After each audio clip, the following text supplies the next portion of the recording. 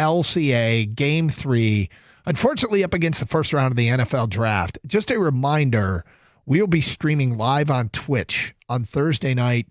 Gator and I will be on, I think, pretty much the entire time. I suspect it might be like 8 to midnight. My God, it's going to be a marathon because we're waiting for the Lions to pick, but it will also be a bit of a Piston game-watching Twitch feed. There are some restrictions on what we can and can't do, but we invite you all to watch the game and join us on your laptop or your phone as we'll just kind of hang out, watch the Pistons, watch the draft, analyze both, have a few beers, and just take it all in. It's been fun in the past. We hope it will be. I mean, the way I see it is this year is enhanced by having two compelling parallel stories going on in Detroit. Game 3 of the Pistons Knicks and the NFL Draft. The great news is the way it's timed out, we'll probably spend more time on the Pistons in the first half of the show, mixing in draft talk. And then when the Piston game ends, I'm sure we'll go full on Pistons. And then shift, and this pick is in, and that pick is in, and shift into Lions as we get closer and closer to the pick at 28, unless they move up. Giving away the whole agenda, huh? I kind of am. I kind of mapped it all out. 248-539-9797. That's Thursday on Twitch. Let's go to Terrell and Warren. You're on 97 Want to Take It. What's up, Terrell? Hey, how you guys doing today, man? Good, What's up? Good, man. I just want to compliment you guys, and I want to piggyback off one of the callers as well, man. The reason why a lot of us don't even like things, it's just the antics, man. The fans is out of this world with all the antics, all the going up on the court, spilling drinks, and the foul calls is getting crazy just in general. But it just the Pistons got a lot of things right now that a lot of other teams want, and their youth. It's the things that people should be really wanting to appreciate. This coaching staff is doing a great job. That's what I wanted to piggyback off the last caller. What he said about this coaching staff is just unbelievable. The job that they're doing with these young guys. Sir Thompson, by the way, and I'm not going to keep you guys, but Sir Thompson looks like a young Dennis Rodman, man. I'm watching this guy's feet.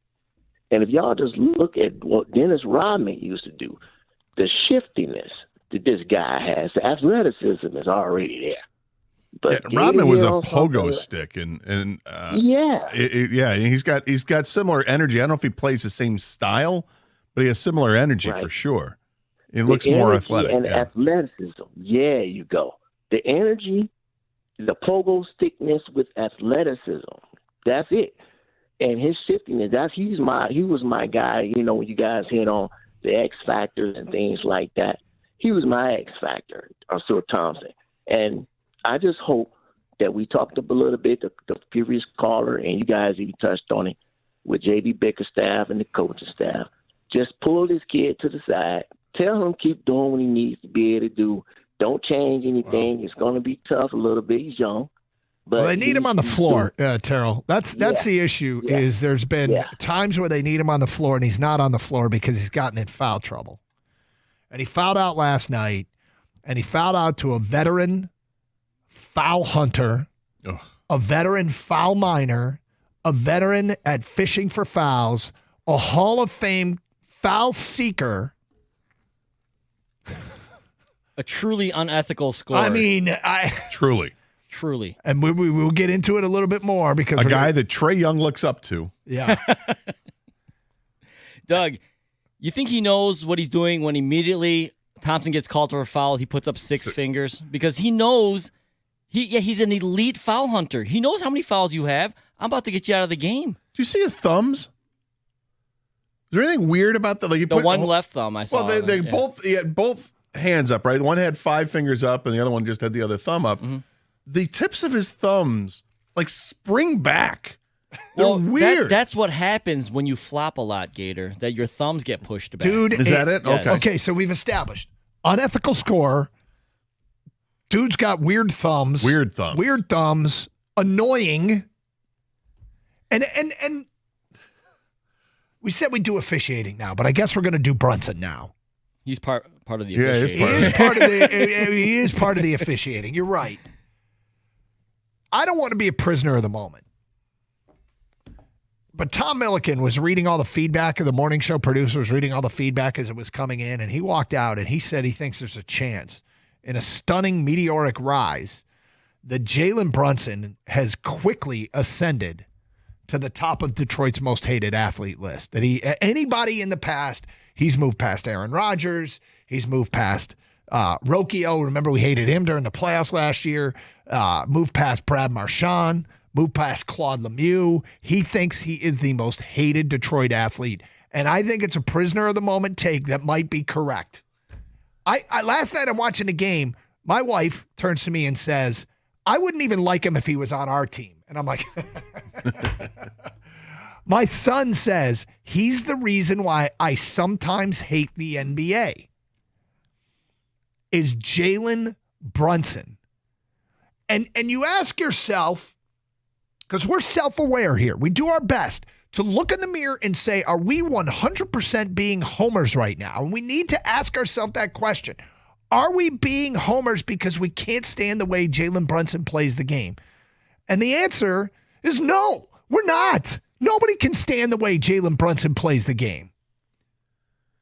It's true because we have the red, white, and blue glasses on, right? Yep. We're Piston fans. We're rooting for the Pistons. Gator, I went online. I'm like, I like you, Doug. I'm like, oh, God, I cannot stand watching Jalen Brunson play basketball. Because part of it is because he is really good, and I feel like you don't need to do this. Doesn't need to. But he does it because it works, so I get it. But is it me? So, Gator, I went online, just checked social media. The entire rest of the basketball world hates what Jalen Brunson's doing right now. It's national guys. It's local guys from different markets. You know what I mean? Like different local markets are saying this is unwatchable. Why is he doing this? Highlight reels of him just flopping. It's infuriating to watch as a sports fan. I understand drawing contact. If you're going to be a physical player, I mean, those are the kind of scorers you like. Guys that drive to the lane, they get hit, they still get the shot off, but they're looking to score first. Jalen Brunson looks to get fouled first and then throw up the shot so he gets two free throws. That's the difference. He and Trae Young, they're just masters at it. And I cannot stand it. It's a game plan for them. And it works. It works. The coach wasn't thrilled with the results last night, but he's got no reason to be upset. When all was said and done, he got to the free throw line and took one fewer free throw than Cade Cunningham, which is what he was bitching about last night after the game. Yeah, Brunson does this thing where a lot of people do. They get you on your hip, and they get to control you. Luka, Harden, Trae Young, right? But then Brunson takes it to another level, too. He does this break checking, and I hate it.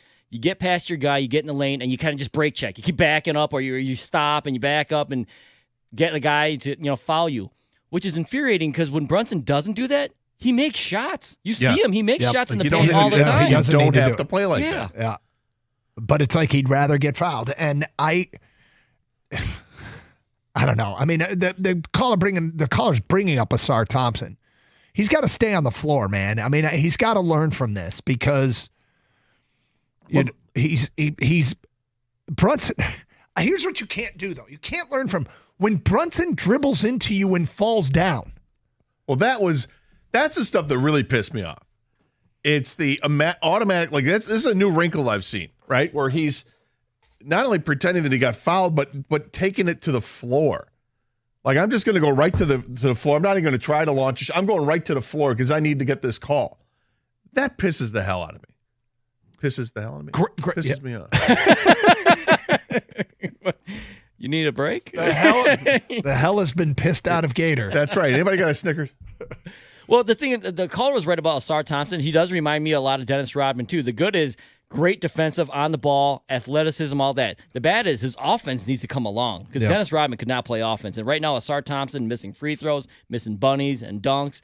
That's I think he's got plenty of time to learn to get better at that stuff. Yeah, he's got the ceiling is so high for him offensively, and he's going to get better at it, and this is why the experience is necessary. Got this on Twitch from Kitech. If Brunson falls over in a forest, which Piston gets called for a foul? Great call. 248-539-9797. I do want to tell you that it came up in the post-game press conference with J.B. Bickerstaff last night. They asked him, hey, what do you say to your guy Ausar when it comes to guarding Brunson and how he is initiating contact and getting rewarded? We've got that, right, Kang? Okay, we do? Okay, we do. Good. We'll play it for you today at 10:50 here on Karsch and Anderson on 97.1 The Ticket.